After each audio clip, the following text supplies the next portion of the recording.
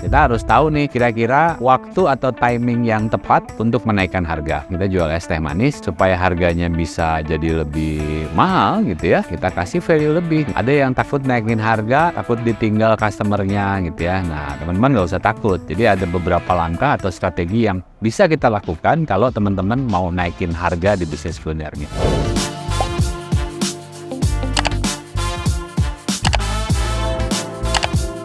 Halo teman-teman pebisnis kuliner, ketemu saya lagi dengan Rangga Umara, founder dari Kuliner Mastery. Nah, hari ini kita akan bahas tentang gimana cara naikin harga di bisnis kuliner. Oke, teman-teman masih banyak yang bingung, nggaknya naikin harga ini kapan ya waktunya? Ada yang takut naikin harga, takut ditinggal customernya gitu ya. Nah, teman-teman nggak usah takut. Jadi ada beberapa langkah atau strategi yang bisa kita lakukan kalau teman-teman mau naikin harga di bisnis kuliner. Apa aja strateginya? Jadi yang pertama, teman-teman harus bikin planning dulu. Nah, dalam setahun ini kira-kira kita mau naikin harga berapa kali?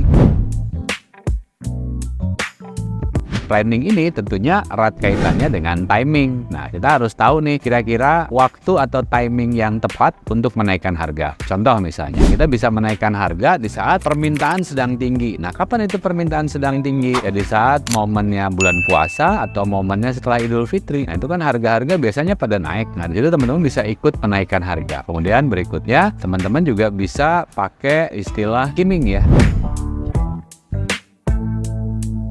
Skimming itu jadi misalnya di saat harga-harga bahan baku naik tapi teman-teman nggak bisa naikin harga gitu ya, teman-teman nanti bikin porsi yang lebih kecil, harganya tetap, tapi kalau misalnya porsi yang reguler atau yang normal gitu ya, harganya kita naikin gitu ya. Itu namanya skimming ya. Kemudian berikutnya bisa juga pakai strategi penambahan value atau misalnya ekstra.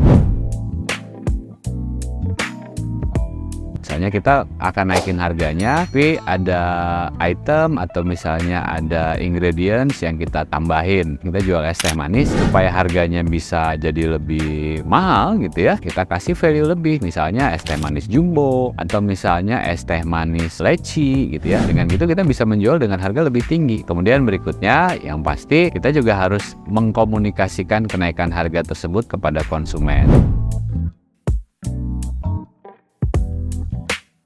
Jadi jangan sampai konsumen kaget ya harganya tiba-tiba naik gitu ya. Ya kita bisa kasih pengumuman dulu, misalnya pertanggal sekian akan ada kenaikan harga atau misalnya ada perubahan menu gitu ya dengan harga yang kita sesuaikan. Nah, dengan begitu konsumen pasti akan bisa menerima kenaikan harga di bisnis kuliner kita. Kemudian yang berikutnya branding.